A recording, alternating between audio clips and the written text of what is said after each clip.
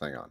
Well, hello, my CNC brothers and sisters. Happy first Wednesday in October. And this is, Halloween month where everybody gets to make those interesting. Boy, says I got a problem there. Julianne, please take care of that. Anyway, it's just another CNC Wednesday. Been a busy day. And tonight we got one of our favorite CNC sisters coming back online. I'll bring her out in just a second. Let's do the countdown. 1. There's the second. Hi. Hello, Sister Kate. She's back. Hey. How is everybody? Hello, brothers and sisters. Boy, this like feels like home now that you're here. Yes, I know. It's been a summer. I'm not gonna lie. It's been a whole like adventure on my end. Sorry, my shop is a hot mess today, guys. It's been one of those days, so you're just gonna have to look at all the crap in the background. So sorry about that in advance. All right. Okay, well, all right. So we got a CNC Wednesday evening hangout, and the full crew is back. And in the background, we got the two IDC girls. But let's do the first things first, the house rules. So please keep it clean, folks. We got Liberty and Julianne in the background who are brutal for people who aren't nice. They will kick you out because we're a bunch of creators, and we all help each other. So we got that. And then we got some hellos to do as well. Kate, would you do the honors of saying hello to people again? Yeah, absolutely. Let me do some scrolling here. My goodness. All right. So the first one I see here is Mr. Brian Neighbor. Hi, Brian. It's been a while. Harold, it's Harold, right? Harold from the yard sale. Yeah. Yeah. Harold. Hey, I didn't mention this last week, but he came by a couple weeks ago. He happened to be, he's in Virginia, and he happened to visit, I think in Louisville. And so he and his wife came up, and I finally got to meet him after 3 years. Brother Harold, it's so good to meet him. Yeah, that's awesome. I love that. All right, let's see. So we've got Terry Lee Bailey, Oz. Hey, Oz. Brooks Martin. Hey, Brooks. Let's see. STL Working. Hey, Greg, how you doing? Looks like Clay Enos from Cincinnati. Okay, not too far from us. No. We've got Ellen, as you guys know, is Madra. Let's see. Pollywogs Woodcrafts, upstate New York. Hey, I have some friends from upstate New York that are CNCers. May have to see if you guys know each other. All right, let's see. Who else do we have on here? Looks like we've got Joe, Raymond, Fritz. Fritz from Australia. Oh, Ray. Okay. What's up, Ray? Yeah, Ray Kinman. Hey, how are you, friend? Long time no see. Man, yes, really. I know. Yeah, I see him on there. I was like, Ray Kinman. I was like, when did he drop on? I love Ray. I just love talking to him and his wife. They are like the coolest people.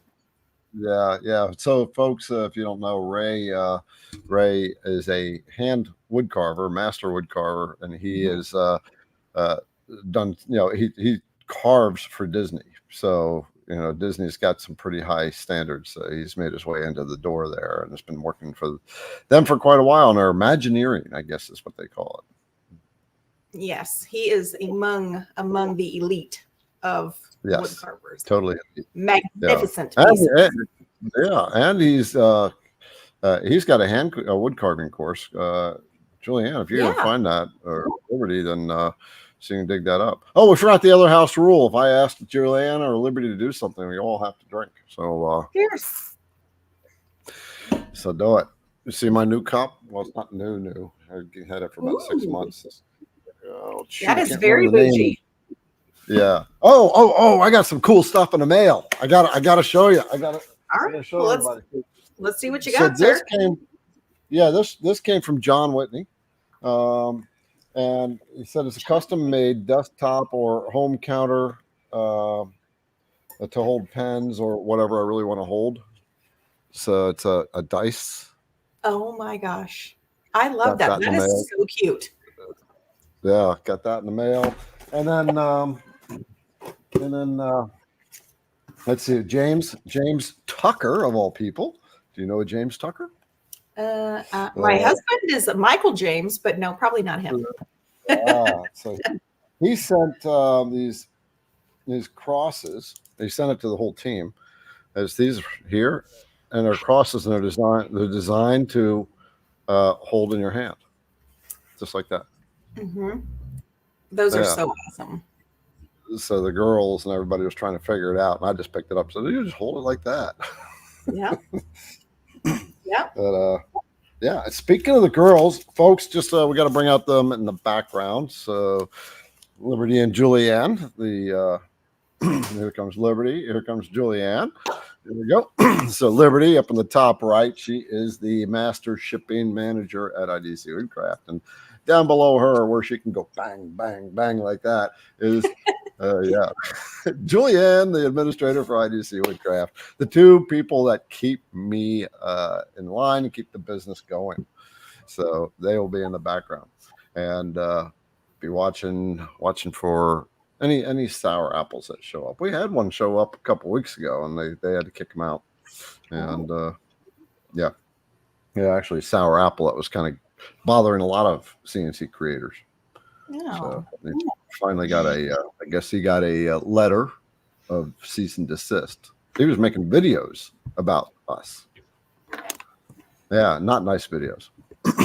But anyway, he got a letter of cease and desist, so he took those videos down, and I think he's moved away. Wow. Yeah. So, anyway, so those are the girls in the background, and Mark says Liberty has a different background every week. Liberty has a different set of clothes on every single day. Well, let's hope so. Yeah, I know, but it's like every day I come in, it's like one year to the next, she does not have on the same shirt, pants, or whatever. I swear to God. And her hair color changes all the time. You've never seen the same shirt and pants. Well, you know what? I'm just going to tell you. I have never seen the same shirt or pants. Goals, Liberty, like mad props. Yeah, like her closet must be like a mile deep. I swear to God. Oh my God. I literally have to go through my closet. I'm like, oh, that has paint on it. Oh, that has stain on it. I'm like, I was cleaning out all my clothes, and I was like, oh my, like I have like 5 things I feel like anymore, because everything has, my clothes that don't have stains is much smaller than what does. I've finally transitioned out of that. I now even have like dedicated hair dyeing t-shirts. I'm like, you can wear one of these two. If they're both dirty, like, sorry, your skin's getting dyed because you're not dyeing another shirt. That's too funny. Another t-shirt. Okay. All right. Well, the girls will be in the background, and Kate and I are here to answer questions. Make sure your questions have question marks in front of them. So, Kate, fill everyone in. What's been going on? How are things going? Your husband is away with this disaster down in Asheville or whatever. Yeah, so he's things are a little crazy here in my neck of the woods, as per the usual. It wouldn't be Kate style in true fashion if it wasn't just nuts. So let's see. I've got lots of different things going on in the shop. I just finished a couple of really cool signs for a company. One is an acrylic, and I did an acrylic inlay, which was really cool. I really like the look of that. So that's been a lot of fun. I will have to give kudos to Garrett for the O-flute bits on the acrylic. Cut like butter. Absolutely beautiful. I can't say enough good things. Yes. Good. Using those O-flute bits. Maybe you can give some insight on cutting acrylic from your end. And we can talk a little bit about that. Some things that you know about cutting acrylic. Yeah, sure. Yeah. I want. Yeah. I just want to share for folks. So next week we are having Daniel from PWN again. So if you are thinking about upgrading your machine to a spindle, which I do recommend, that you make sure you show up next week. You can get a lot of spindle questions answered.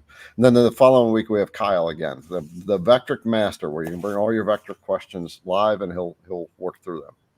Oh, it's fantastic. And I just want to say one more thing.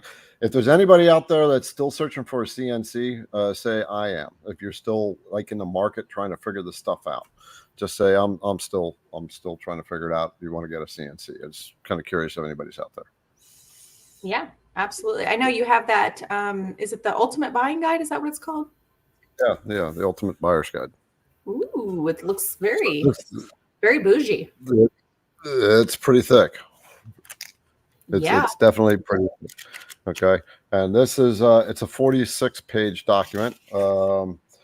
So it really kind of dives deep into CNC routers. The whole reason I got this, I built this up, is because it just kind of occurred to me that the challenges people have when they're first shopping for CNCs are always asking about questions, what to look for, and what have you. And so I whipped this up and sent it out to Mark Lindsay, and he had some suggestions to add to it. So we're still updating it, but very cool. The girls put a link in the comments so somebody said that they are looking. So you want to get the buyer's guide. It'll walk you through things that are important on CNC routers to be looking for, like rigidity. All right. Talks about rigidity. Talks about the drives. Yeah. Let's talk about rigidity, Kate. Yeah.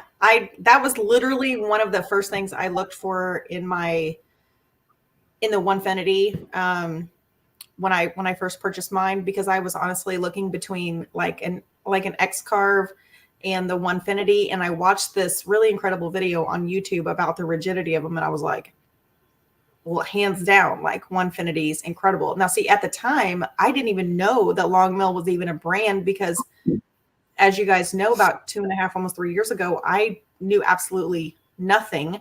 And for those of you who are new here, I knew nothing. I learned everything I know about CNC literally from the school of YouTube, from Mark Lindsay's channel, from Garrett's channel. And I've preached that over and over. If you guys want to really nail down your CNC journey, find a couple really good mentors. Kyle is great. And follow them. I mean, holy smokes. That's where the info's at. It really is. It's crazy. Yeah. I got a whole new slew of videos to make now too, because of the VECTRIC update. Yes. The upgrade they've totally changed the screen. And me and Liberty are going to Texas here in a couple of weeks for the get together. Yeah. And Norman had stated, he said he wants to thank me. I just want to give you that credit. Thank you very much for the mini videos you've been putting on Facebook. So these are all there's several videos. So you're welcome, Norm. Yeah. Totally welcome. That's great, because I know a lot of people, those are really helpful. And honestly, the mini videos, that's how I came across Kyle's. That's how I learned about Kyle in the first place. I was just like, who is this? I'm like, this Learn Your CNC like keeps popping up. And then it was like a few months later, I really learned who he was. And then he was on the show, and I was like, holy crap, this guy really knows his stuff. And it has just, it's just exploded from there. So. Right. Okay. We see your questions are getting started. So we will get to those in just a little bit. By the way, Kate, I don't know if you know this, but I've got a new machine over there. That's the Alt Mill. Heard.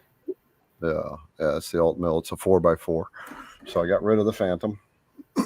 People ask me why I got rid of the Phantom, folks, is because it's a production machine, and I don't do production. So yeah, it was a really cool machine. I remember coming down and checking it out. It's a beast. I do recommend it for if you're starting a production shop. The thing with the Phantom was you didn't have the on-screen monitoring of what you're doing, so it had a pendant. Right, so you loaded the G code, so it's made for lots of repetition. Yeah, that would be really nice, because I am making 20, or actually I take that back, 40 different soccer signs that are each customized. So okay, it's been a lot of fun. Gotcha. Yeah, and a vacuum table would have been great. So I was thinking, I was like, boy, I need to really get on there, and I need to go get some air weights, and I'm really sick and tired of this stupid router. I really need to upgrade my spindle because it hit something the other day. I don't know if it was a knot in the wood, but it literally just was like, and it just kicked out, and it actually blew the breaker in my shop, which is the first time that's ever done that in all my days of CNCing. So I was like, I'm over all this. I'm over the beginner phase, if you will. I've said it 100 times, being a mom and a wife, there's always something else to spend your money on besides yourself. And I know it's an investment. I know I've put it off as long as I possibly can. I think I'm just going to have to bite the bullet. So I'm super excited for next week. Actually, I don't even know if I'll be here next week. I was telling Garrett, my kids have sectionals. They're both in high school soccer. So we have sectionals. And then after that, it kind of wraps up. So praise God. Okay. Well, sorry guys. I mean, we're just chatting because it's been a long time since I had been able to chew the fat with Kate here, and so it's kind of a catch up with the entire group too. So okay. Well, let's kind of get down and dirty and first of all, we'll get to questions in a minute. But why don't you talk about cutting acrylic and O-flute bits and some of the thoughts that you have, some experience you want to share with people since you were just working with it? Well, to be honest, it's been a minute since I was working with it. Let me see. Hang on one second. I've made some notes. Okay. I'm trying to think. So essentially, I'm pretty sure I ran the same feeds and speeds for the acrylic with the O-flute as I did anything else. I also used it with, and I know a lot of people said I can't remember, to shoot air on it to keep the bit from getting hot and things like that. I had zero problems with that. Yeah, you don't need to shoot air on an O-flute bit. No, it's dialing the feeds and speeds in. So if anybody's cutting acrylic, number one, there's plexiglass, there's standard acrylic, and then there's cast acrylic. and you want to cut cast acrylic. It almost, when you set it down, it almost sounds like glass. And cast acrylic is really rigid, and it chips out a lot better, meaning the chips, you can cut it a lot better. And you can cut the other ones, but they come in a little bit more sloppy. It's harder to cut the material away without the plastic melting. The big deal with that is getting that plastic out of the way really fast when it's cutting, because when it's cutting, it's actually, there's heat generated, and that melts the plastic a bit, and you want to get that plastic chip out of there really fast before it starts to melt to it. To your either around your bit, or it melts back onto the project. So as you're cutting it, if you're getting some of that melting and it's sticking to the material, then you're probably going a little bit slow on your feed rate or a little bit too fast on your spindle speed.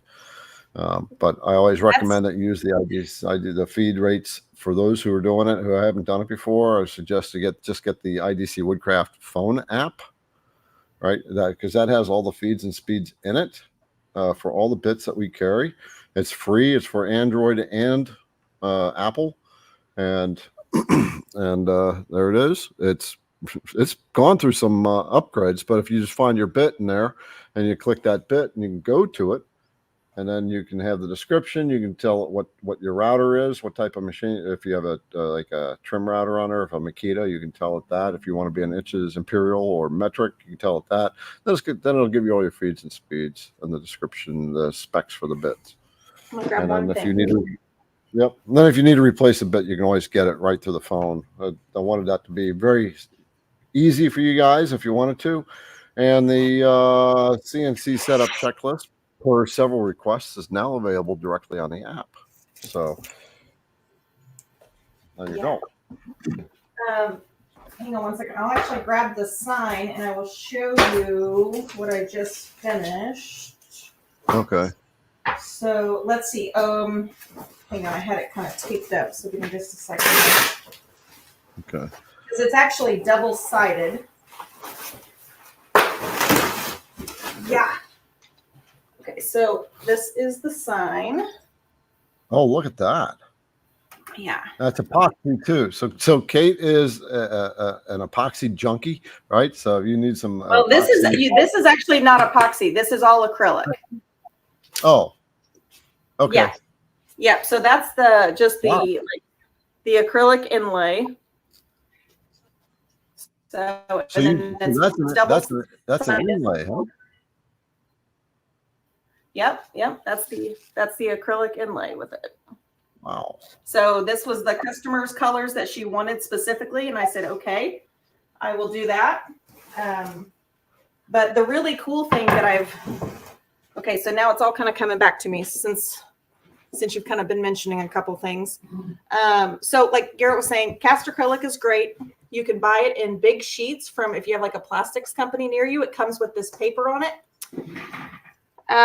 What I did learn is you can cut it with the paper on it. The nice thing about acrylic is it's very shiny. So what I discovered, because this was kind of my first run with acrylic, this is going to be an outdoor sign. So obviously acrylic is weather resistant, UV resistant, and it's extremely durable. So what I did is that was actually 3 pieces of acrylic sandwiched together because she wanted it to be a little thicker.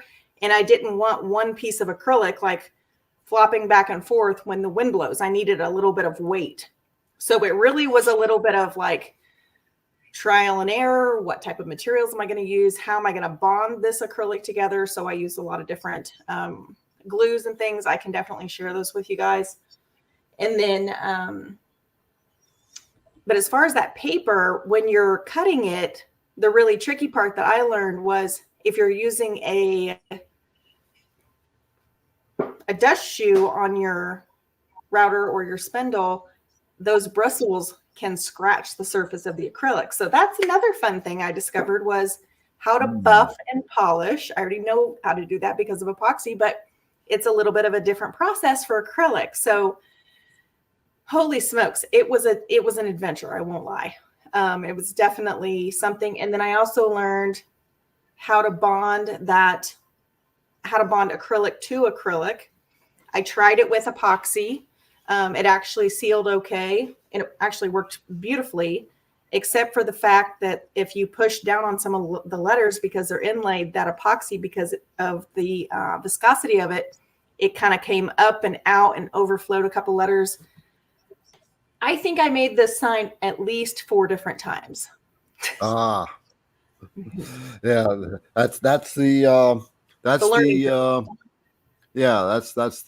experience, learning part. But yes. But the knowledge that you gain is pretty cool. Hey, we got 12 questions sitting out here, Kate. Oh, okay, cool. I will tell you guys really quick. When Garrett was talking, I pulled up my feeds and speeds for that project. And if you guys have a pen or just a scratch paper, I'll share them with you. So my feed was this is for acrylic with the O-flute bit, right? Yes. Well, actually, I'll start. So it was 10,000 RPMs. So that was a 1 on your router dial if you're using that. My feed was 130 inches per minute. And then I had a plunge of 40. And then my step over was at 41%. And that was for, I don't know. Okay. I don't know why. I think I must have just, was in there messing with stuff. Cause like I said, I made this sucker 4 times and it was really a challenge, but, I'll show you this other sign. We can talk about this here too in a little bit, but this was also a little bit of a challenge because this is paint. It's wood, paint, and epoxy all together in one sign in ombre. Wow. So check that out. Yeah. Let's see how the lightness to the dark. This is actually the PNG that she sent me and said, can you make this? But can you imagine you have to paint the sign, then you carve it, and then you have to pour the epoxy in all of these tedious little itty bitty stinking things. And then guess what? Then I put the top coat on it, and then my cat walked on it that night. Oh no. I thought I was going to lose my mind. It was mostly dry, but it was enough just to like barely, you know, and it's a kitten. So I had to like, okay. But then I had to sand it down and recoat it and fix it up. And it was a real nightmare. So. Well, those look amazing. Both of those look absolutely amazing. Yeah. Maybe you ought to get in the professional sign business. Looks like you're doing it. I actually, I am. It's kind of crazy, but I still love doing the projects and that sense of adventure. But I've actually had a lot of different larger scale businesses approach me. So that's been kind of cool. I've had some like very well known like dog breeders because they want custom signs, and I've had veterinarian clinics, and I don't know. It's been kind of like an animal thing, just kind of manifesting and taking off. So I'm excited. It's cool. Super cool. Super cool. Let's hit some questions. Absolutely. Okay. Let's start right off with Gary. Hey, folks, first time here. Newly interested in this world of CNC, hoping to pick up some info, tips, and directions. Okay. Well, Kate, there is a new rule that we have made since you've been away. And is anytime we get somebody who is new, we do the happy dance, right? We're going to do a happy dance. It doesn't, I don't know if he's got the machine, but so girls are going to come on board. And for Gary, we are doing the happy dance. Yes, sir. Yay. Another brother is in. Another brother is in. So, folks, that's one of the other things that you get for being, if you're a newbie, then especially, you get your machine. You order your machine, let us know. You're brand new, let us know, because you're going to get the happy dance. Yes. Welcome. So hoping to get some tips and direction. Boy, so it's been a little while to get back to that beginning. Number one, practice, right? Practice your design software. Number one, because if you don't get your designs right, it's not going to carve right. Like Mark said in a video a long time ago, I remember watching this. He said, the good thing is your machine is going to do exactly what you tell it to do. The bad news is your machine is going to do exactly what you tell it to do. Right. I would say, I hope you have a pencil and paper, Gary, you want to understand nodes, NODES. So watch for a video, look for videos on nodes. I've got a couple videos out there. I know Mark does. Mark Lindsay. So every time we're talking about Mark, we're talking about Mark Lindsay, and he's hanging out there in the crowd tonight, like he normally does. Yes, practice with the design software. Air cut first. Yeah. Air cut your projects, and what that means is you run it without a router bit. You want to see what that machine's going to do. You want to learn how it's going to react. Yes. And the other big thing is that I would say a lot of new beginners miss is in that setup, check your thickness. Don't guess. Don't assume. Use a good pair of calipers. Make sure you get that exact thickness because it does matter. Also, make sure that in that setup page as well, make sure you're noticing that the datum, and that's you either have your four corners, which corner you want the machine to start from, or the center. So those are really vital, like first steps when you're using that setup page to help you. Because if not, and you think it's and you have it in the center and you think you have the bottom left, and then it goes like this, and you're like, why is it going up there? I can't figure it out. That's why. Right. So, right. What else? Gary, I keep writing. Okay. Get the app, get the phone app from IDC Woodcraft.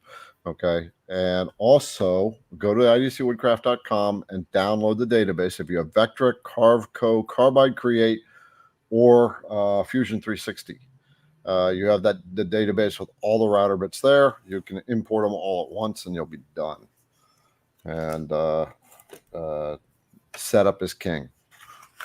Setting up your project is king, right? So you want to use a setup checklist. There's too many steps in the setup of your project. What that means is when you're putting your project on your machine, there's lots of little steps. And so you want to use the setup checklist, and that will make sure you don't miss things on the way. So there will be a link for that in the comments coming up, and we'll put that in the description. And like Kate said, calipers. If you don't have calipers, get some. You can get some from IDC Woodcraft right there. So There you go. that's what you Those want. look like a nice pair. Yeah. Yeah. So the IDC Woodcraft brand calipers. Very bougie. Everything from IDC Woodcraft with the branded IDC Woodcraft does have a 90-day guarantee on it. So that includes router bits. If you break the router bits, we'll guarantee it for 90 days. Like we guarantee if you drop the thing on the floor and you break the tip, we replace it. Sweet. That's the kind of guarantee. Yeah. So hey, girls, give the guy a 10% discount on those things, on the calipers. We'll just Julianne make a flash or Liberty make a flash coupon code. And we'll make that good for an hour. And note the time on the video. Timestamp the video. Anyway, Gary, there you go. So what other tips would you throw out there? I'm sure there's some other comments going on. I would always recommend if you're doing Gary, any type Sorry. Drop or break? Yep. Yeah, it doesn't matter. Mistakes happen. So if you started off, you forget to turn on your router and you break it, then you just go to the website, go to the guarantee part, and it'll tell you exactly what to do. Yep. I would say is on that particular note, I have these mats behind me. You can buy them on Amazon. You can buy them at Harbor Freight. You can buy them kind of anywhere. Facebook Marketplace is a great place for things like that, like gym mats. These mats personally have saved my bits probably at least 20 or 30 times. Breaking bits, I haven't broken a ton of bits, but when I have, thankfully, it hasn't been for dropping them on the ground. Ooh, I take that back. I think it was my very first or second run. I was using a 1/16 inch bit, and I didn't have my mats down yet, and I dropped it square on the concrete, and it just shattered. So yeah. Mats are great. I would always recommend surfacing if you're going to do any type of a V-carve project. And I know it's really easy when you're a beginner to be tempted to use like plywood and things like that. Just keep in mind that plywood is not always going to be 100% level. So that's going to give you undesired results. It may look a little deeper in one section. It may not. And that's because it is not 100% flush. So that's an issue, especially with wood like this. If you tell it to cut, if you say it's 0.25, and you tell it to cut 0.25, you may have like an onion skin underneath it. And that's again, because, there's a surface or there's not a good surface. Make sure you have a good way to secure your material to your spoil board. Setting up a good spoil board is really key. There's lots of great videos out there about setting up a good spoil board. So folks, we're talking about we're giving tips on brand new people at the moment. So yeah. Sorry, Kate, interrupted you. No, you're fine. Yeah. Okay. So Gary, here's your discount code. There you go. CALP, capital CALP. 10% off calipers. Anybody else wants calipers? There you go. You got 10% off on that. And you got the 10% off on the Beast, right? Because we redesigned the Beast. It's a lot stronger and it's coated. So, but anyway, there you go. What else what else? The spoil board has to be surfaced. Yes. Also, a lot of people don't know, it's better if you can have your CNC in a temperature controlled room, because that's going to, decrease swelling in your spoil board. If you use MDF, you may have issues with that. Having your CNC in a temperature controlled room is definitely easier on the machine than it is, having it out where it's bitter cold. Or in extreme temperatures. Because I know a lot of people in the wintertime, they just, unless they have some type of heat, they don't like to work out in their shops, things like that. Oh, I would always recommend getting yourself a good book. Whenever you're watching videos, take notes. And then also when you're doing tests, write those tests for those things down. And do yourself a favor.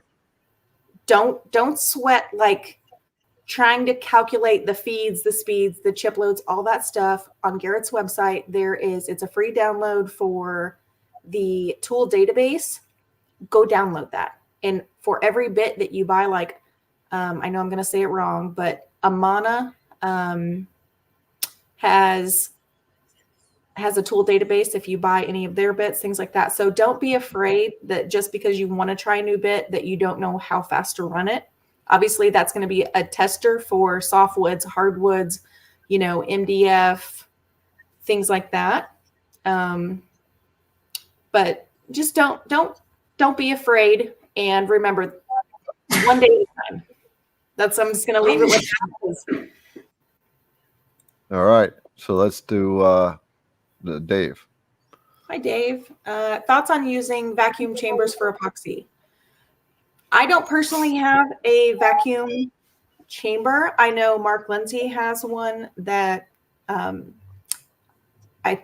pretty sure he's used it because he talked about it a lot. So he's got a pressure chamber, I think. Pressure chamber. Okay. Yeah. I'm not sure personally. Here's my go-to method. Follow the manufacturer's recommendation for stirring and mixing. Do that thoroughly. Then add in any additives. You can give it an additional mix and then let it set for, because if you have like a tabletop epoxy, that's going to be for your 1/4 inch, 1/8 inch. Let it set for about 5 minutes. And then you can take a heat gun to the top of your cup, get those bubbles out, and then you can pour. But letting that epoxy kind of sit and then letting those additional bubbles come to the top is really going to help you. That's what I've done very successfully. And you can see in projects like this that I don't really have hardly any bubbles in my epoxy. So sorry, there's a little fuzz on there, but. So Kimberly was jumping in there. This is what I love about the community, right? So Kimberly was saying it's called a pressure pot, not a pressure chamber, right?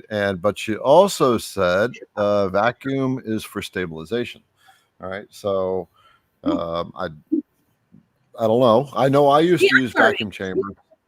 Yeah, I used to use vacuum chambers, but I don't understand epoxy and how it might work in a vacuum.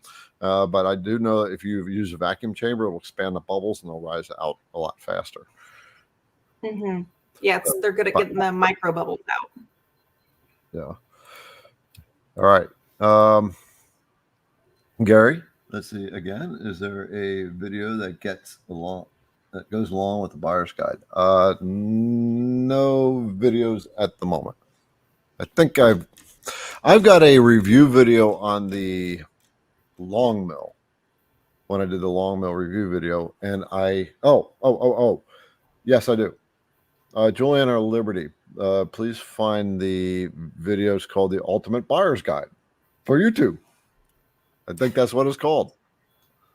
The Ultimate CNC Router Buyer's Guide. Let me just do a quick search and find out. Ultimate CNC Buyer's Guide. Let's see if I got that. Yes. So you just search for the Ultimate CNC Router Review Buyer's Guide. Oh my gosh. So what it is, it's a review of the long mill CNC router, but I also talk about all these different things about routers and what you want to be looking for. So I talk about the different drive systems. I talk about the well, I covered all. So yeah, there you go. Boy, Gary's getting the bulk of the chit chat tonight. Gary, you are the star, brother. Yeah. Oh my gosh. So I was looking through some of the comments, and normally I don't get a chance to look through a ton of the comments while we're kind of going this, but I wanted to circle back to a couple of the beginner tips I saw just real quick. Ellen recommended using a large mouse pad underneath your, like when you're changing your bits and stuff. So if it falls out, it falls right there on that mouse pad where it doesn't have a lot of buoyancy. So it'll just won't bounce. That's a good tip. Yeah, when you're taking your router bits out. just put something cushiony underneath it, because if it drops, sometimes it drops, and especially like the 30-degree V-bits. Yeah. Even on wood, if you drop that on wood, it can break pretty easily. Yes. And I loved Jack's comment. He says he's got a good 4-inch sawdust cushion. So that's an option for 4 inches worth of sawdust. I'd hate to see Jack shop. Oh boy. Oh my gosh. Hey, you know what? You know he's busy and he's always doing something, coming up with something miraculous. So I know he like invents machines. He took a long mill and turned it into a plasma cutter and stuff. I would just love to be a fly on the wall for like one day in his world. Right. Oh my gosh. And then I saw, Greg from STL Working. He has a really, really good eye and for epoxy. So he's a really great resource for epoxy as well. And then I saw they recommended Kyle Ely's course for CNC. That's a great resource right there. I mean, that walks you from the very beginning to advances this is one of the things that Kate and I have talked about many times. If you have the VECTRIC software, a lot of times people like to try to figure it out themselves, and they'll dive just through YouTube and go through video after video. And we know that a lot of videos will always like miss that one thing that we're like looking for. And but anyway, you're investing in your machine, you're investing in the tools, you're investing in your shop, and you're buying the software. And now we got to, we want to invest in our mind too, and the skill, right? And the first skill you need to know is design.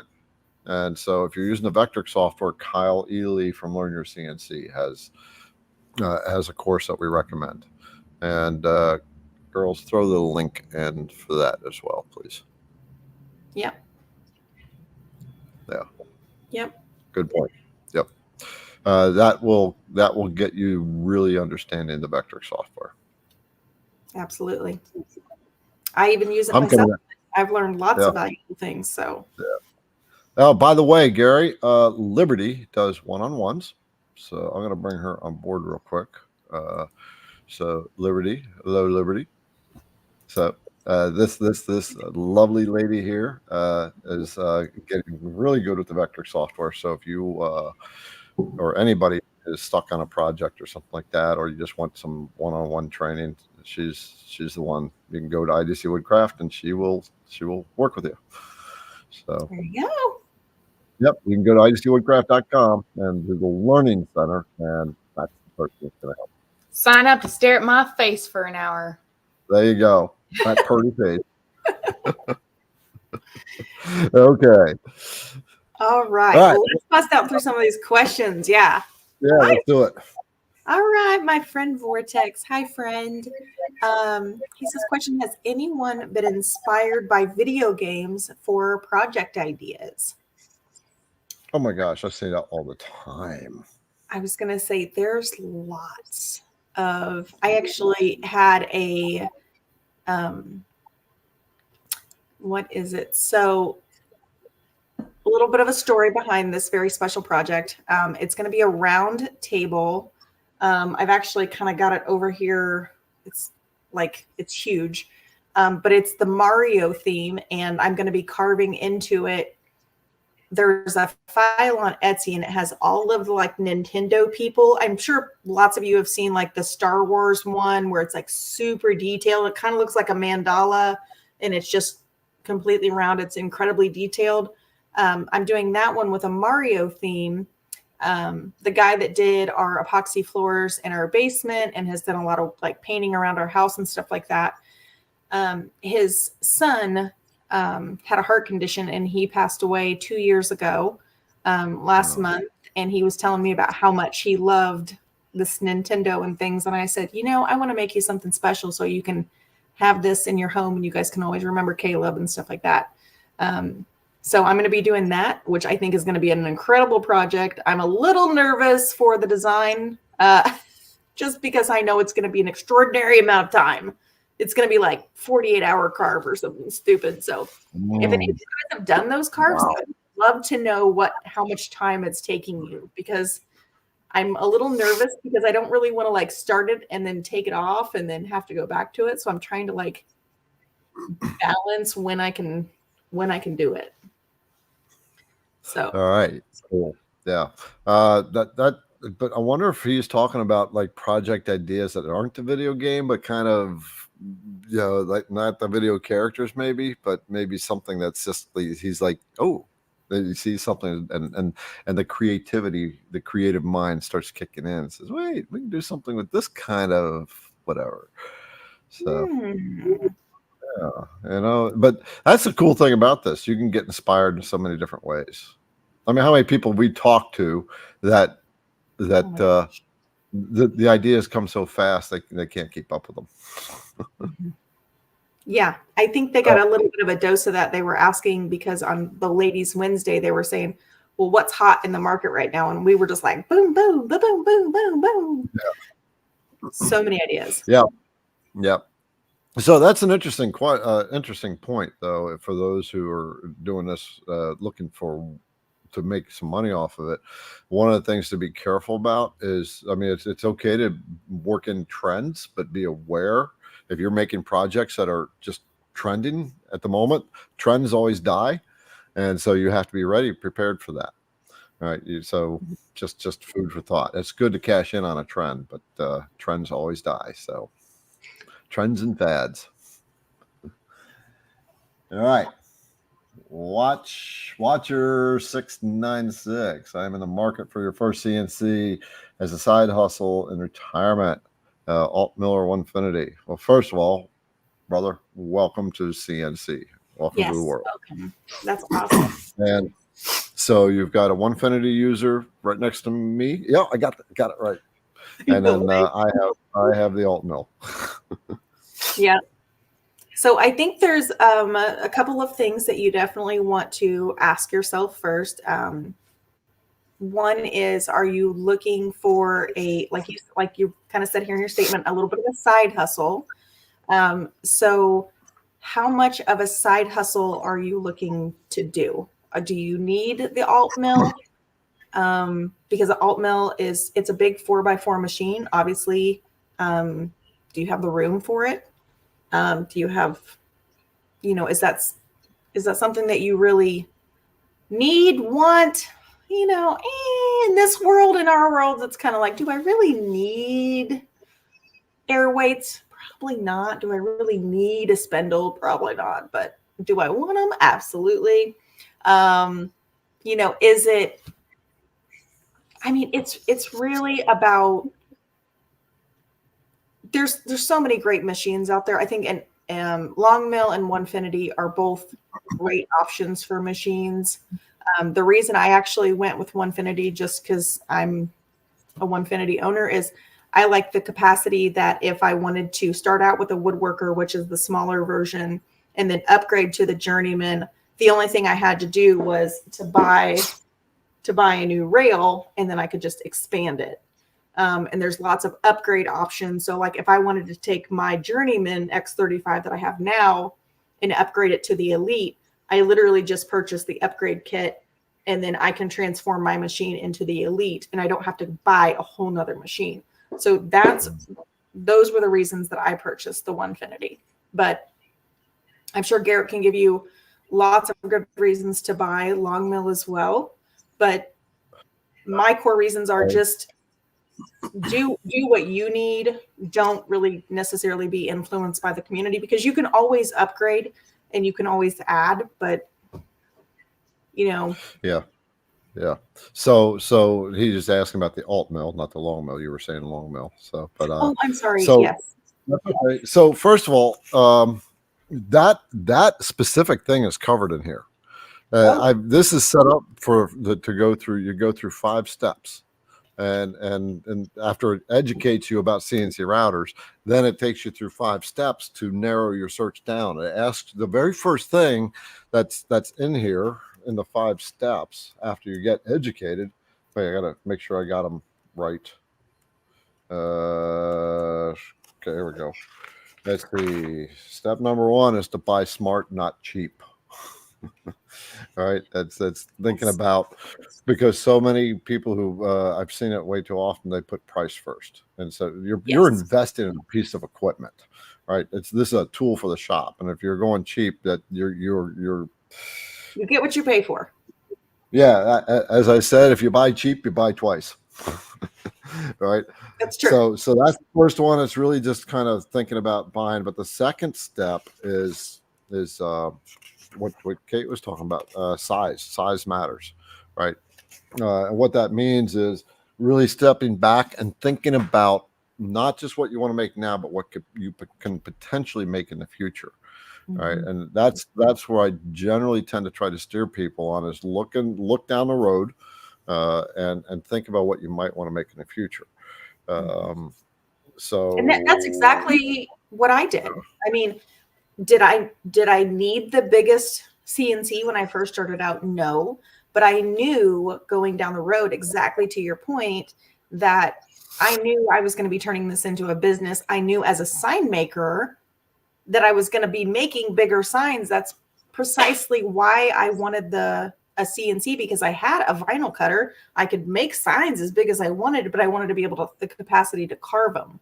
So I really did have to dig in and say, yeah, it's a couple extra $1,000, but I knew that need was going to be there. So, I kind of ran with it. yeah, at the end of the day, they're both good machines. I have, what's the word? To be totally transparent, I have not cut a project on it yet. I've been so busy with it, with the other stuff. So everything else is done. It's time to sit down and cut a project on it. So, but I'm actually impressed with the machine and how it's been designed and built. So they're both solid machines. I'll give you that. The difference, price, but a couple more weeks and I'll review a video out on it. Probably about 3 more weeks. Yeah. And something else to keep in mind, because I noticed you said you were going into retirement. Something to keep in mind, as many people, probably everyone in the community, will tell you, if you have a set budget, make sure that you're also allocating for bits, dust boot, software, anything, if you want drag chains, if you want hose, if you want dust collection, are you going to be using a vacuum?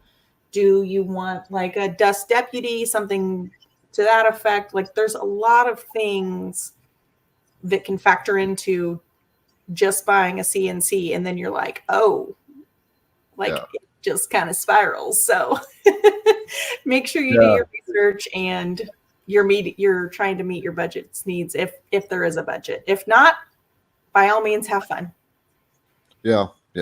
And also, I also like to just remind people, again, if we're on a budget, but we remember too that we are buying something that's going to last for years. So the budget, it's going to pay for itself, at the very least, in the personal enjoyment that you're going to get out of it over years, right?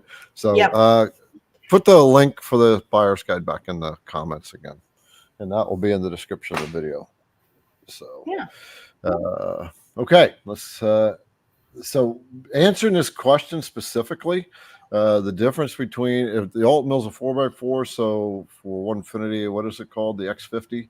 All right, that's 4x4. There's like a $2,000 difference between the two. So something to that effect. But I expect to spend an extra $1,000 for your design software and for your tools and miscellaneous stuff. Classes, one-on-ones, Kyle's course, knowledge. Yep. It's knowledge. If you don't have the knowledge. Yep. Excellent. Definitely. Gary, I'm wondering about the practicality of going straight to a 4x8 format, and I think I'd want to have a tool changer and vacuum clamping. Any recommendations with that criteria? So this is talking about jumping off the highest dive you can jump off of, right? I'm always inspired by people that are going to that route, and so I don't discourage people when they want to jump in that deep. You're making an absolute commitment, right? So that's the big thing. The 4x8 will give you the total flexibility, right? That's where you can make your Adirondack chairs and your other furniture pieces without limitation. All right. So yeah, vacuum clamping. Vacuum clamping is a little bit of a science of itself, right? And it works. You just need to understand it, but you're okay with going vacuum clamping. Yeah. Some of the things I found with vacuum clamping, if you're going to work with MDF, you have to be a little bit more careful because MDF is a porous material and it won't hold down as tight as other projects. And what it is, tool changer. Tool changer will make things so much faster. Oh my God, I so much want a tool changer. When we talk to PWN next week, I think I'm going to talk to them about a tool changer too, because I think they've got one. Well, they've worked with another company that's got one. Yeah, I know Winfinity's got like a touch probe for they've got a tool changer out too. So right. It's pretty neat. All right. What do y'all think about ShopBot? Now you're stepping up the game even more. So you're getting into pro machines here, right? So when we're talking 4x8s, we're talking pro machines. ShopBot is a very rock solid machine. I've talked to Brandon, and I actually prefer that over the Phantom. If I could go back and do it again, I would go with the ShopBot. But the Phantom had 4x4 in the pro level machines. I didn't have a 4x8 capacity in my shop, so that's why I went by a 4x4, and Phantom is the only one that has the pro level 4x4. ShopBot's going to be a good machine. That's jumping up into maybe the $80,000 range, 60 to 80, depending. But you can talk to Brandon. Tell him Garrett said go talk to Brandon. There you go. There you go. It's crazy how big a 4x8 table is, just in general, because that's how big like my surfacing, when I do big projects for surfacing big large pieces of wood out in my other shop over yonder. It's just incredible the amount of space that sucker takes up. I'm like, good Lord. So yeah. Oh, go ahead, finish. Sorry. No, it's just to say you got to be committed with a 4x8 machine, because it's and it's not just the bed, it's the whole contraption. It's everything that goes with it. Right. Yep. One of the things, though, like ShopBot users, you don't generally find them in our community. I mean, you'll find some of them, but not as many, because they're getting in. This is going to professional levels.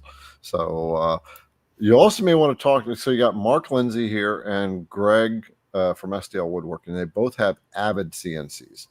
So you can, guys, why don't you, in the comments, if you haven't already, throw a couple thoughts about your Avids to them, and maybe you can take a look at that as well. Yeah. There's a gentleman in the comments that just commented. He said, Fritz, he says, I have a desktop ShopBot and it works great. Desktop ShopBot. Oh, I'm thinking Shop Saber. Yeah, ShopBot. Okay. Yeah, I know the ShopBot. Shop Saber does not make the desktop. So I was totally confused. ShopBot's another solid machine. They're in the pro level machines. So yeah, I know them too, but it's been a while. I talked to them a year and a half ago. So I don't remember. We did see them down at the IWF, but I didn't have a chance to talk to them. Right. All right. Take care, Kimberly. Uh-oh. All right. Question. Where'd our questions go? Oh, there we go. It says, been surfacing a lot of wonky walnut with your 1.5 inch surfacing bit. It looks a little sticky on the bottom and cutting edges. Replace or clean? If cleaning, what is the best process? Well, this is where that's rust and stain. Hang on. Oh, this is what it is right here. So it looks a little sticky on the bottom. I would suggest cleaning it first. So if you're getting that. This is what I use. Frozen up. This stuff right here. Blade, Sorry, it looks all blade. gross, but this is Blade literally and- what I use on everything. Let me go find a link for that. Blade and bit. Okay. And then this is, it comes as like a set like this. And this one's rust-free, rust and stain remover. And I actually, I had the same issue when I did some surfacing and then I didn't clean it afterwards, which was, you know, completely my fault. And it got kind of funky and I literally sprayed that stuff on there and it just, if it's really funky, I will get like a paper towel or like a blue shop towel or something and just spray it and kind of let it set for a couple minutes. And then it usually comes right off and the bit's great. No problems. Okay. I'm trying to get a link for the blade and bit. So Yeah. So what's a spray? How well does that work? I've never used that before. It's fantastic. It's the only thing I've used. I actually found it at why is my mind drawing a blank? What's the woodworking shop that I know that's like a very stupid question you would say. It's one of the big ones. I've taken classes there. Why is my brain's being stupid at the moment? I don't know. Maybe you guys can help me out. You know what I'm talking about? It's wood something. Okay. Well, I put a link for blade and bit in the comments. Okay, sorry. So, okay. All right. Woodcraft. Woodcraft. No, it is not toxic. No, I mean, it does say keep out of reach of children, but I think that should go without saying. Nope. I mean, I've used isopropyl alcohol if things are sticky, just because that removes stickiness. But this says saw blades, router bits, drill bits, knives, planer tools, and tool tops. It says 30, 60 seconds. So I've had a lot of my bits for a long time. So, all right. How about a question? Yeah. Next one will be Lee. Hi, Lee. Hey, Lee. Yeah. Go ahead. You're a Onefinity Can anyone user. tell me why my Onefinity is giving me a soft limits error? I'm using version 1.4.1. I don't know what version I'm using right at the moment. If you're getting a soft limit, are you trying to push your, so like if I were to pull my CNC all the way forward and try to go from the very, very tip top corner, I will get a soft limit error. So is that something that's going on, Lee? Maybe you need to like push your CNC in just a little bit on the X, and then on the Y, just move it in a little bit more. Let me look at what version I have. No, I haven't updated mine in a minute. Mine's 1.09 is the version I'm using. So I'm not sure. You might, a really good resource, Lee, is the Onefinity forums. You can check out and then create an account and then just go back in and search for that. Okay, he says, I have moved my material back also. So I know this is going to sound like a really funny thing. Sometimes if you haven't done a reset on your machine, maybe just shut it off and then restart it. Also, I'm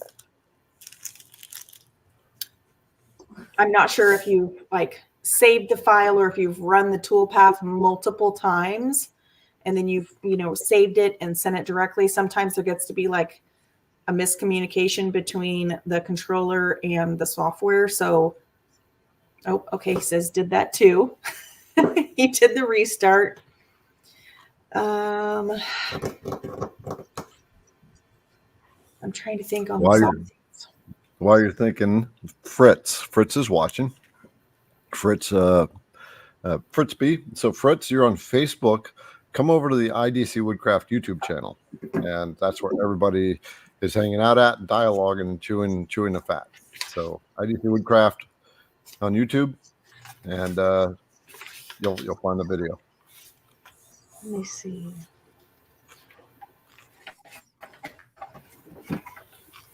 I was trying to think of, because I had it doing something, and I was pretty sure when I just using the USB stick. Okay. Lee, if you want to shoot me an email at womenwhocnc.com, it's WOMEN, who CNC. We can try and troubleshoot that way if you want a little bit. But I would really encourage you to check the forums. I would also recommend, let's see. Mark said things like the why I like homing switches. Yes, definitely just try rehoming the machine. That's a great idea. Thank you, Mark.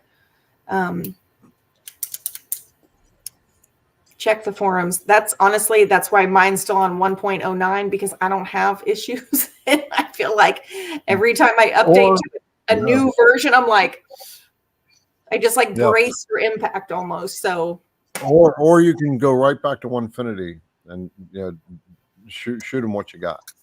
Yes, and go straight to the company. Yeah, they do have a phone option now, so you can call them. But their email response team is like, you shoot off an email and like 5 to 10 minutes later you'll get a response back. So check that out too. The forums, home the machine, try and reset the program, maybe just like rerun, like recalculate all your codes and try to resave. Those would definitely be my options. Yeah, I like what Mark said. He said, I'm with you, Kate. If it ain't broke, don't update it until it's broke. Amen. I'm terrible with that. Yep. Norman. All right. Question: is that feeds and speeds chart that you're talking about available in print? I don't have a smartphone. Okay. I thought Liberty said, or Julianne said last week you did. Yeah, we do have one. So no, it's older. I haven't updated it in a while, so it's not gonna have all the bits on it, but they'll put a link in for a download. It'll be in their comments. You know what? You're gonna laugh at me. Was this? Yes. Look, when I very first got my CNC, look, this is how old it is. There it is. There it is. See, I still have it. There's all your speeds and feeds. Yep. Look at that. Look at me. I'm such an organized chaos nerd. You guys, I'm telling you. Julian. Yeah. We're printing all this stuff out too now. So we've got so many stinking resources. I was just telling Julianne, I said, we got to get all this put in a binder because I've got it so spread. I'm scatterbrained. So as I've been building up the channel and making all these resources available. Mm-hmm. By the way, we are coming out with a new bit that's going to be out at the end of the year. Oh my gosh, I can't wait. It is going to be the game changer bit of all bits. You got a drink. You said Julianne. I did. Okay. Mm-hmm. Speaking of which, let's bring the girls out because they've been sitting in the background for a little bit. And then we'll get back to the questions. So just so they can get a little breathing space here and say hi to people. What are you holding on to there? It's what's it called? It is a Mephisto spiral. Anyway, it's like this physics thing where you can run it between your fingers and it looks like it's moving towards each other, but it's really not. Oh, okay. Oh, nice. Yeah. Oh, that messes me. See what I pay these guys to do? It's my new wire mustache. Your mustache. I'm over here doing double work. I'm packing stuff for Amazon. Is that what you're doing? Yeah. Well, overtime. Got like almost 200 Amazon envelopes prepped. These guys are awesome. They take the work home and they're working on it at night. You can't ask for a more dedicated group of people. And the other day, so I just moved into my new house today, but it had to be smudged, right? Julianne, tell them what you did. Basically, I actually have mine here. So essentially what it is you take this hunk of bundled sage and you open all your windows around your house and you basically cleanse each room and put a bunch of positivity into it and get all the negative, whatever residual energies from the previous peoples out of it. And yeah, just good vibes. Yeah. Very good. And I mean, these girls were all over the place. And I mean, it's like the whole place was like blessed. Yep. I guess that's a word. They call it smudging. Mm-hmm. Yep. Okay. All right. Yes, it So, was thank white you. sage. Yeah. Yep. And Brooke said, congratulations. So thank you. Yeah, big deal. I've been looking for that type of property for a very long time. Let's hit John. Okay. Well, hold before we dive into his question, John. I have to ask you. I knew one John Whitney years ago, and he had a wife named Michelle. Are you that John? I have to know because I used to work with. If your wife is Michelle, I used to work with her as a teenager, so I have to know. Okay. Sorry. I was given a 4x4 sheets from around a hockey rink. Is that type of acrylic?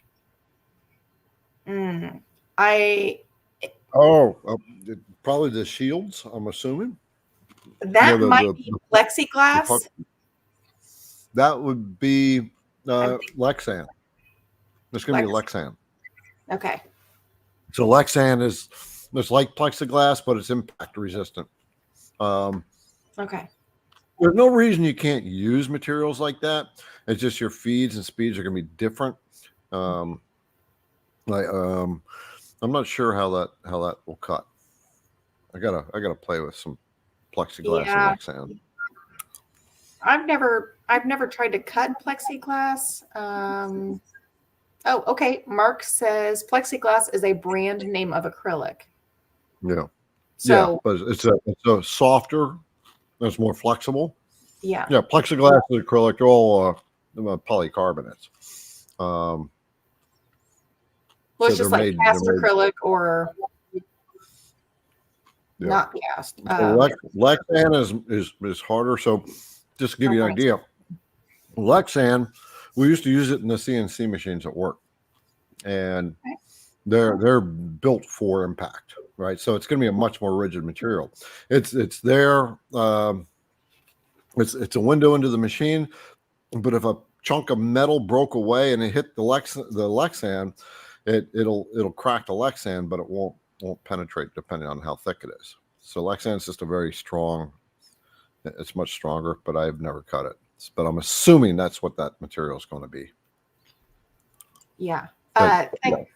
Thank you, Chris. Extruded. Yeah, there's lots of different types of acrylic. Is like what I was saying. So there's like cast. There's the extruded. Thank you, Chris, for that. My brain is not formulating the words I need. The answer is yes. It is a type of acrylic. Yeah. I thought I saw somebody said Raymond Dixon. He said Lexan cuts great. So John, if you and Ray can maybe connect, he could help you with that. Yep. He said Lexan is used in race car windshields, so that gives you an idea. Yeah. Why that's used. It's for high impact. Okay. All right, there you go. Very cool. Jim, does anyone have a good source for quality wood thin stock, like 1/2 inch and hardwood? Anybody in the comments, you can let them know, give them some ideas of where you can go for some of the materials like that, hardwoods that are thin. Yeah, my go-to when I'm looking for stuff like that, I know it's going to sound goofy. I found a couple of great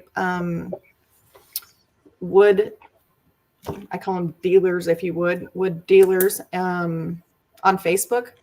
I just always make sure, hey, is your wood kiln dried? Because I don't want to have to wait 3 years to use it, and then ask them if they'll cut it in certain lengths, depths, things like that. So, online, I mean, that's a Oh, resource. yeah, Jack said that's a resource he uses. Teflon Ocean Okuch hardwoods online. Ellen, I don't know if that's the same one that Ellen was telling me about. She was saying last week that there's a company that she uses and they literally have like thousands of different types of brands. So, yep, there's another one. There you go. Okay, will you one of your girls grab the link for that and throw it in? Find that online and drop the link for that company in the comments. Mark brings up a good comment. He says, if you have a CNC router, surface it down to whatever thickness that you want. There you go. But yeah, I mean, but what if you wants 1/2 inch? You can do that, but yeah, you do want to get to the main carving if you can and not have to surface everything, but you usually have to surface anyway. Jim, does anyone okay, we just asked that one. Didn't clear that one out. All right, you can do this one, Kate. Well, hi, LTX. Hey, Garrett Liberty. Have you seen a hog? Oh, this is probably not for me. Have you seen a hog break off right at the point where the flute meets the shank? 80 IPM, 18K. Yeah. I've seen the hog break there. So,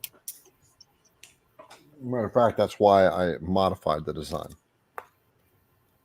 So what he's talking about is the breaking right here. Mm-hmm. Where the shank starts, where the flute washout is, and let me look at mine. So, I'm curious. Yeah, yours is going to be a straight flute cut. So the flute tapers out.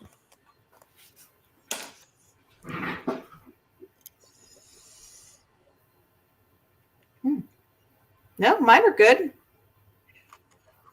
Yeah, but yes, I've seen them break at that point. So it's breaking at the end of the flutes where the shank starts.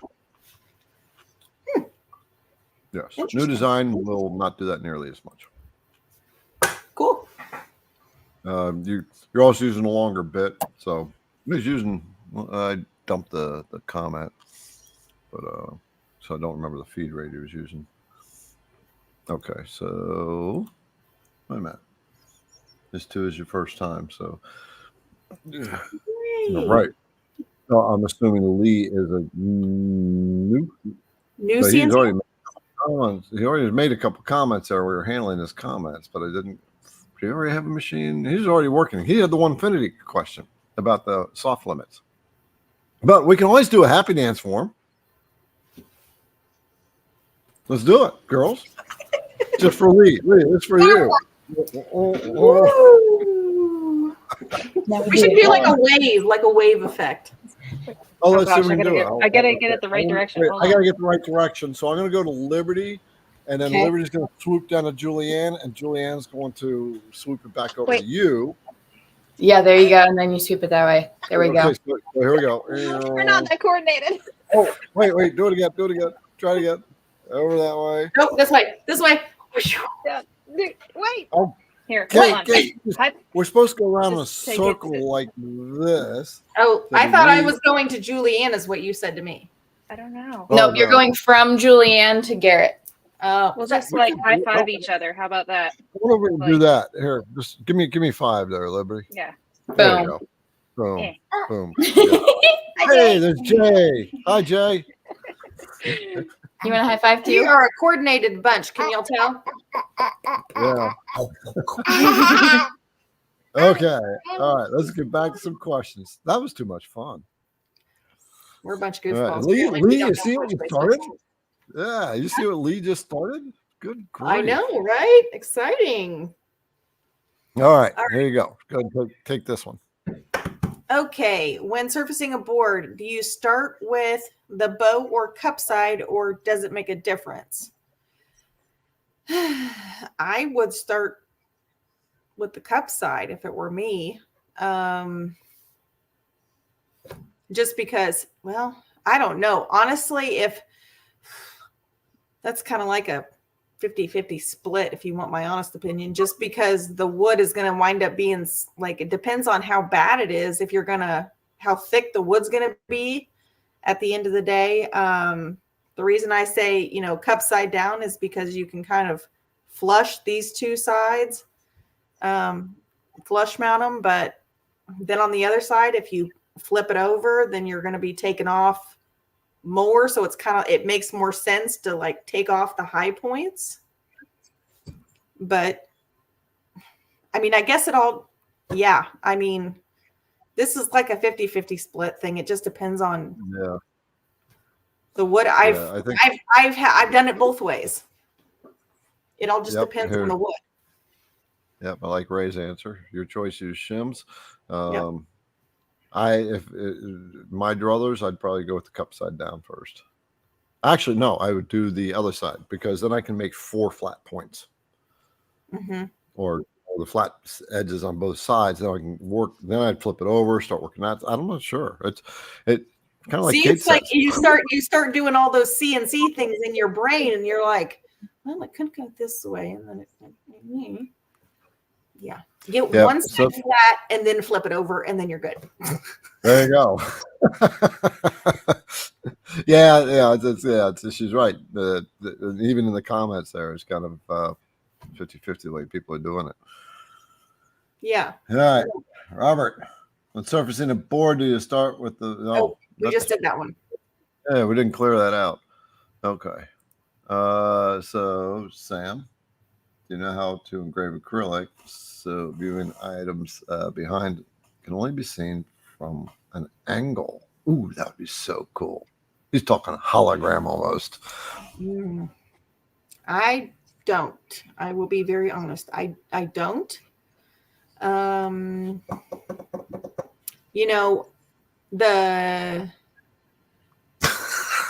sorry, I gotta throw this in there. Chris said start with the top side. I know. I like Jack in the Shop's comment. He said, "Toss it and buy a flat plank of wood." That's kind of what I want to do anymore. I'm like, there you go. Go for it.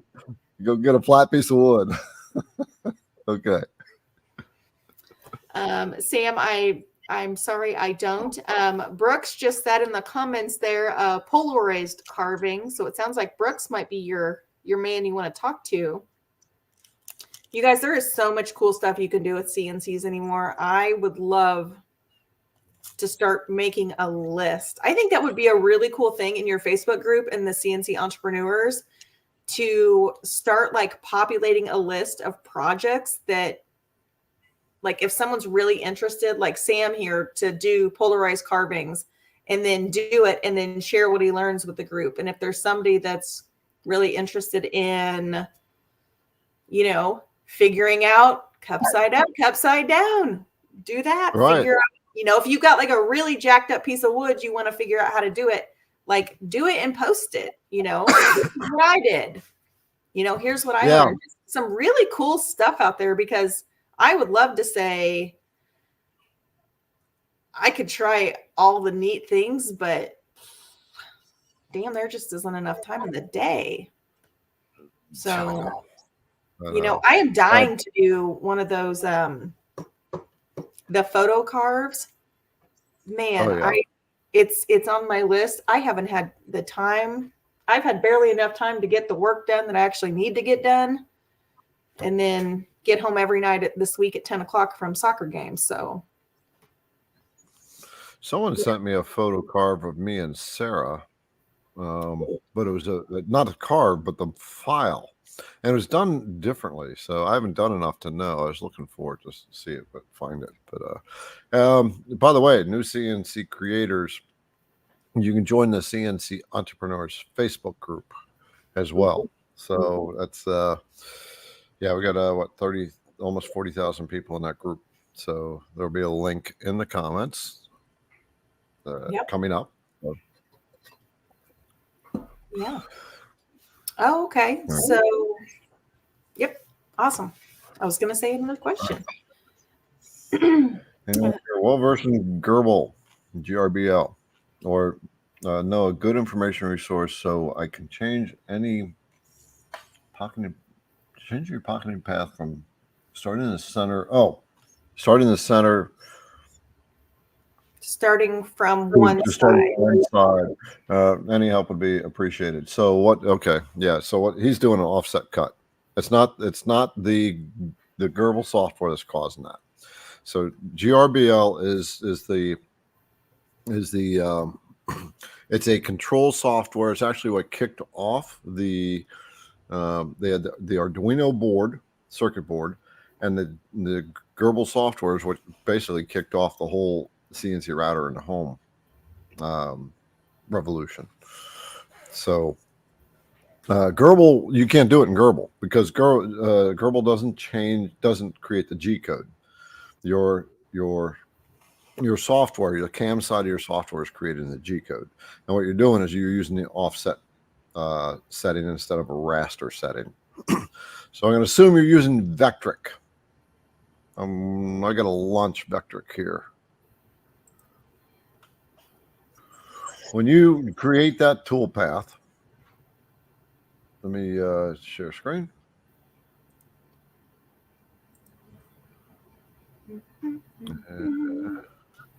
Okay, there we go. All right, so we got VECTRIC up. Can you see it, Kate? I can. Okay. Let me set some things here. Okay, and I'm just going to create a box.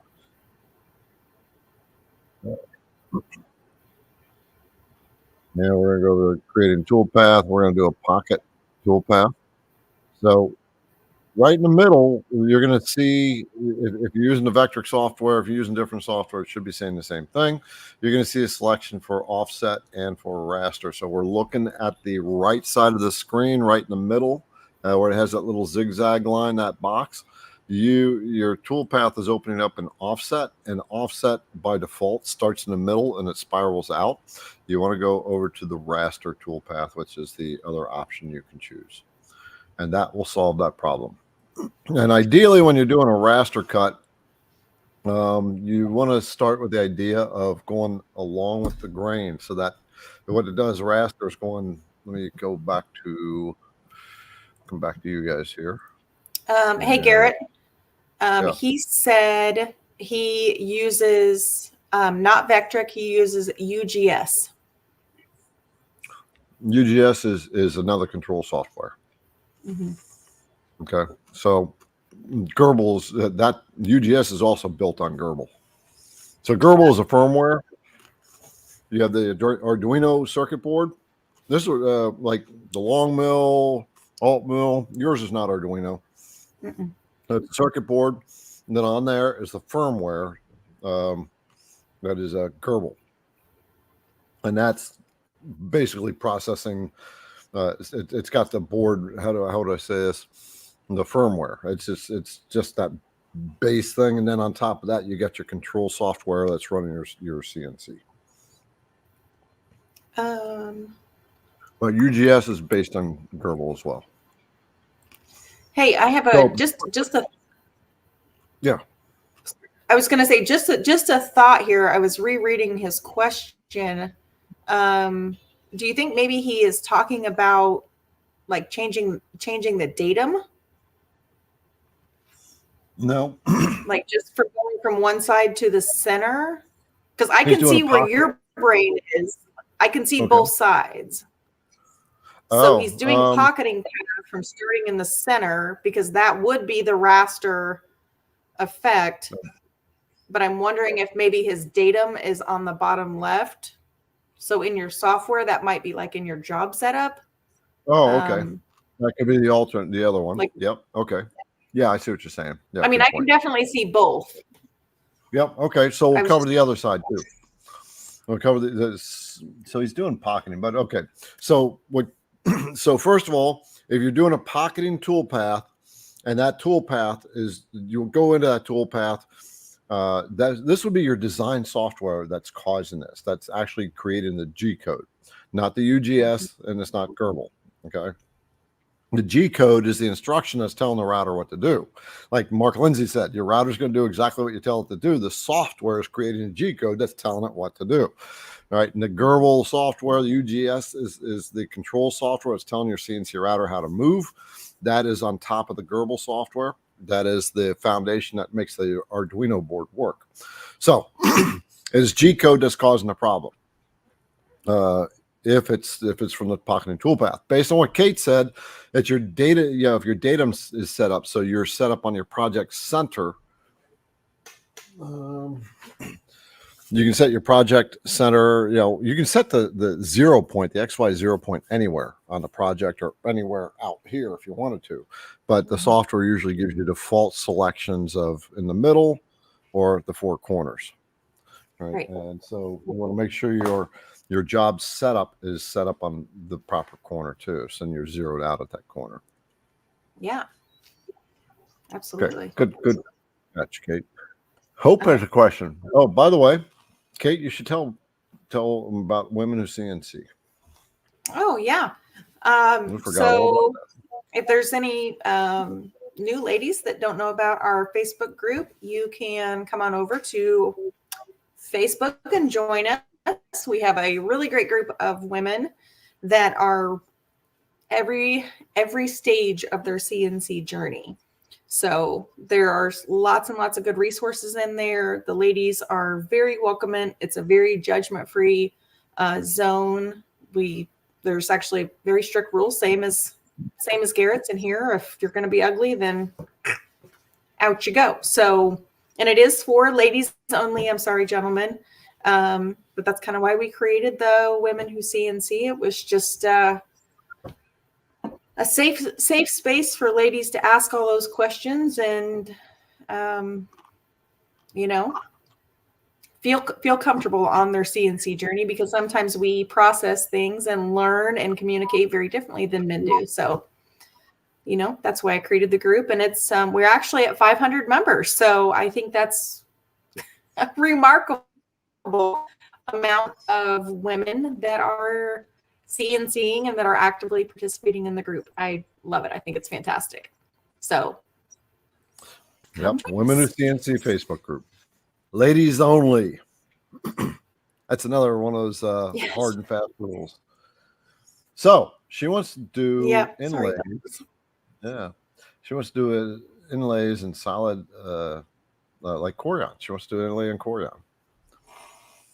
So I have not cut Corian, but I know that someone sent me a lithograph that they cut in Corian. They did it with a tapered ball nose. That looked really cool. Because I have not done. Yeah, it's so cool. It's with my grandson Nikolai. It's so good. It was Maddox, the grandson Maddox. Maddox had passed away. So I've never done Corian. So anybody out there who's done inlay in Corian, I guess I'll have to try Corian. Julianne, Liberty, make a note to get some Corian so we can.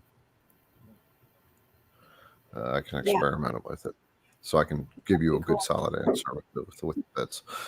Take a drink. I've almost drank my whole glass of tea. I'm good. You know what? I'll task Liberty with that one. Ooh, we're gonna have something different for each one. Yeah. Well, she's learning, right? She's learning all this stuff, and so might as well. She can teach me what's working on Corian. Okay. There you go. All right. Even being a router bit company, it's hard to check all the materials with bits. So I love it when I get questions like this, because then it forces me to go, oh, now I got to check to see what the tooling works for that. And is the geometries set up right where the tooling can handle it? Yeah. Last week we decided that Julianne needs to be your laser girl. She needs to be what? Your laser girl. Your laser. There's a machine sitting right there. I had the moving company today, and I actually debated having them move the machine, and then I literally thought of Julianne or Liberty. I said, they would kill me if I took that laser out of here. Get on a Lightburn. I got Lightburn, so I got an account with Lightburn, so we can get you guys set up on Lightburn. There you go. All right, Dave. Dave Olson. When doing a long terrain carve recently, couple hours G-Cinder would stop. I would restart at line, go through it fine, but stopped like every few minutes towards the end. Thoughts? I would take that question to the CNC Labs. I've actually had that problem in one of their older versions, and I don't remember the answer that they gave me. It might be the computer sending code too fast for the controller or something to that effect. I don't remember. Honestly, I simply don't remember. I would send that ask the CNC Labs about that. Yeah. All right. Let's see. Hey, Eric. Recommended affordable dust collection systems.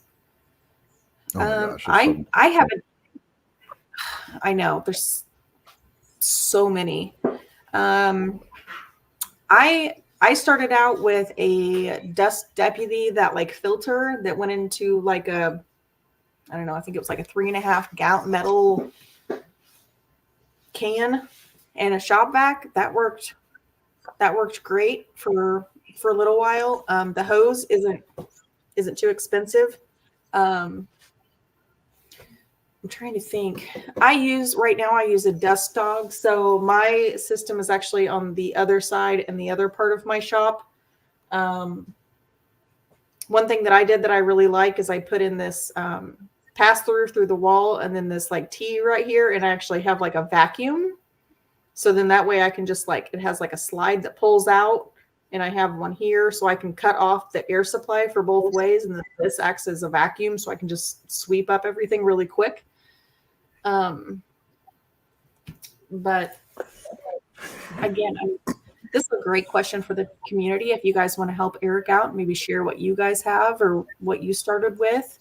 I mean, this system doesn't just happen overnight. I kind of had to like think about it and plan it, and like, you know, it's going to come, you know, through the ceiling and the outlet and the elbows and all that kind of stuff, you know, 2.5 inch to 4 inch or 4 inch all the way up. I've gotten lots of comments, and because I did a YouTube video I was super early on in my journey and set this up. And so, you know, you kind of learn as you go.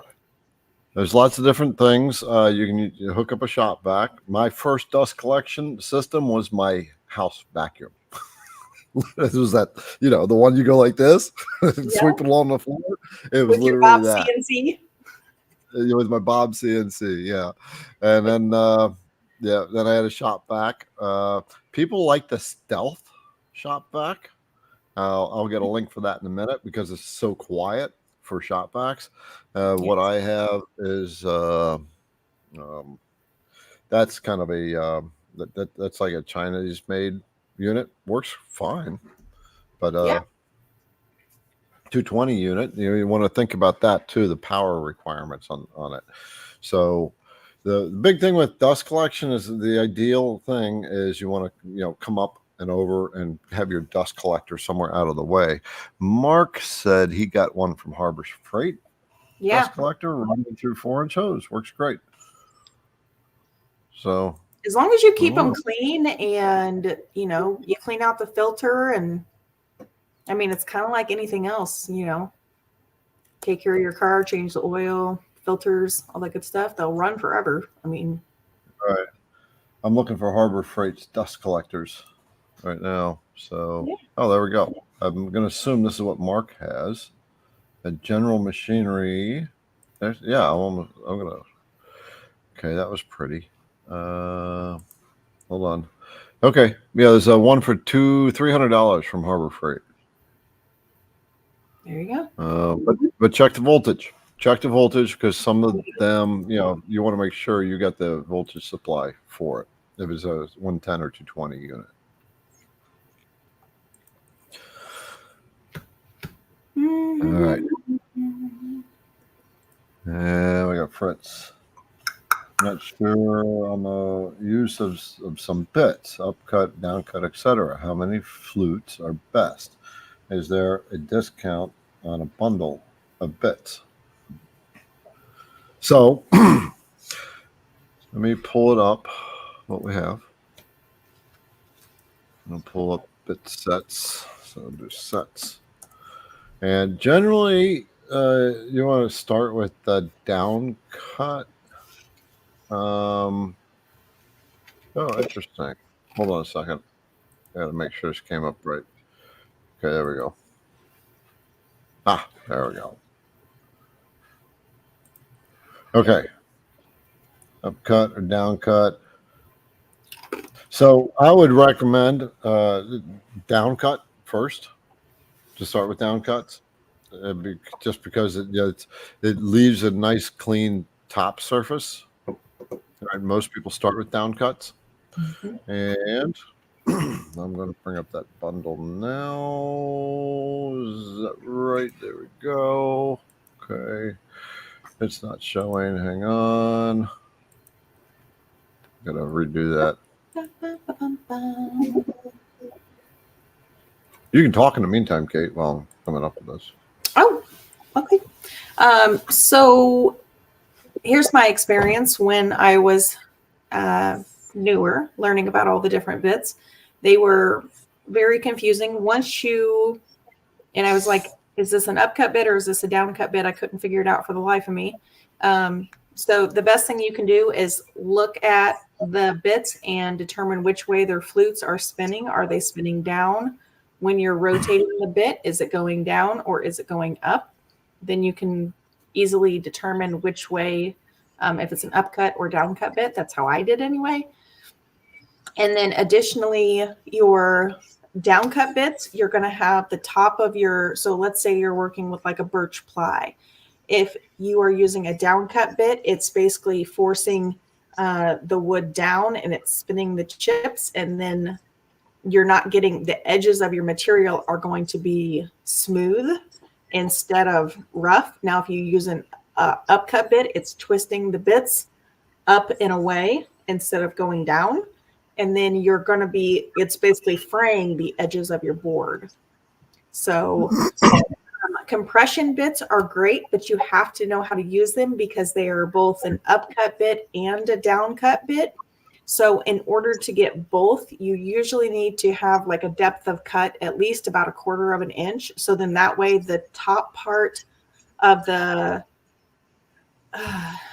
upcut, or I'm sorry, the downcut bit will go down into the wood, and then the bottom with the upcut will make the both sides of the piece of wood smooth. I'm like, right. It's been a minute since compression bit. Well, we're almost at 2 hours now, so it's okay. So it's not sure the uses of some bits. It's a little bit late in the program to kind of dive deep into it. But so when you're hearing upcut, downcut, compression, these are straight bits. They're going to make straight cuts, right? Yes. And so most of the time you're going to start off with a 1/4 inch diameter upcut or downcut bit. The upcut, here's the difference. The upcut, like it's going to pull the chips up, but it's also going to fray the top edge. It's what we call tear out, right? So downcuts will prevent tear out. Downcuts and upcuts and compressions all have their pros and cons and their different applications. But for wood, generally go with your downcut as a baseline. V bits, obviously, they're like that, and they cut nice little V grooves. There's different angle V bits. There are keyhole bits. So you ever see those things where you had the slot in the back where you hang it on the wall? That's done with a keyhole bit. There is the taper ball nose.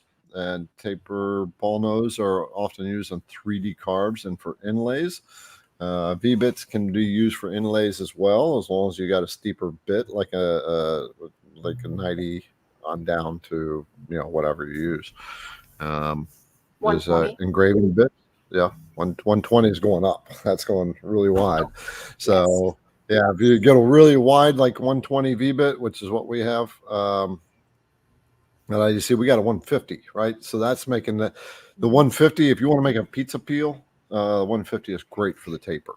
Yes. And if you want to make a pizza peel and you're trying to figure out how to make the taper, I was putting it out to the community because people are asking me all the time, and everybody said, "Well, you have to have a 3D model, you have to do drive rails." I'm like, I got to make this simple, and I figured out a very simple way of doing it. It was so simple. It worked out great. But Yeah. so how many flutes are best? Typically in the woodworking industry, is 2 flutes is what we generally have on most of the bits. For bits like the Beast, so I haven't really talked about what the Beast is. This is a roughing bit or a hogging bit. It's the camera doesn't really pick it up, but Here, it's I could show mine. serrated. Okay, well, Mine doesn't have that. yeah, you can kind of see the serrations in it. They're serrated. That's designed for really fast removal of the wood, and they really remove the material a lot faster than your standard bits do. And we have that because there are runs that take a long time to remove the material, and so that cuts down on the time. So and I'm going to share a discount on bundles. So let's go ahead and share my screen, and then I have to switch over to here. And so you have it. So here's what we have at IDC Woodcraft. I've got 2 different sets. So I got your essential set, which is the starter set. Basically, you need to have this set in order to carve pretty much anything. You got a surfacing bit, the 1/4-inch down cutter, and the 1/8-inch down cutter. You got a 90-degree V bit and a 60-degree V bit. So and these come with projects, and it comes with lots of other baseline stuff. So the cost for that bundle is $129, right? So it is a bundled discount, a discount bundle, put it that way. And then if we go back, then we get into your 11-piece, so your 12-piece set, right? And this has a whole slew. It's got 3 different V bits, 1/4, 1/8-inch, 16th-inch down cutter. You got the ball nose, 1/8-inch, 1/4-inch ball nose, and that is also discounted as a bundle as well. And you get 7 different files with this. Nice.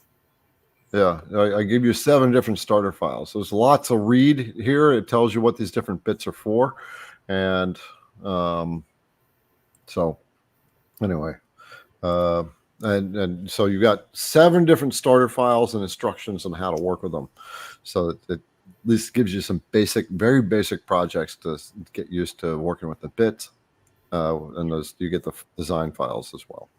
And I would say the 2 bits that I discovered later on in my journey that were really great at the beginning, because I was making a lot of really detailed projects and I was using like PVC. You can buy like a sheet of it at Lowe's for it's like $90, but it's a 4x8 sheet. Because I was doing outdoor, signs and stuff like that. The O-flute bits, because before I was just using I can't remember. I don't even know what I was using, but it was a pain in the butt. And I had to use a Dremel, and it's, clean all that plastic off and then wear a respirator and all that hocus pocus, because I didn't know. And, and that's okay. Because what you don't know, you don't know. And until you learn a new way, which was the O-flute bit for me. And also Garrett makes it in a 1/16, which I just did. 1/16 O-flute. Yeah, 1/16-inch O-flute. When I was doing the corners on this inlay project to get I had to use the fillets and all that other stuff. But in the font that I was using, the fillets were almost a little bit, I couldn't get it just right. And so I really wish that I had used that. I didn't even know that he carried the 1/16 bit until I was in the tool database and I saw it in there, and I'm like, that would have been so freaking helpful. So see, even me, I didn't know. So what you don't know, you don't know. Now I know. Okay. All right. CNC brothers and sisters, next week, Daniel from PWN teach you about spindles and talk to you about the stuff behind spindles, and they are a spindle company, so you can get your solid spindle questions answered there. And the week after that will be Kyle from Learn Your CNC, the VECTRIC master, who will answer all your VECTRIC questions. Kate, you're going to be with us next week, right? I'm going to do my very best to be here next week. I would love to, because that is the next thing on my list to order is the PWN spindle. So I would love to be here. But I was telling you earlier, I've got to check my kids' Oh, yeah. sectionals soccer. Kate is a soccer mom, so she's got to do her soccer mom stuff, and you know how that goes. But the show must go on, so I will be here. And if I'm not here, the girls will make it happen. This show will always occur on Wednesday night, no matter who is here. Unless it's a holiday. Yeah. We don't work holidays. Okay, everybody. Yep. You're checking out. Remember, go get the Beast. We got the discount. Gary, you should have got your calipers. That discount probably ended already. You only made it good for an hour. So, all right, we're out of here. See y'all. See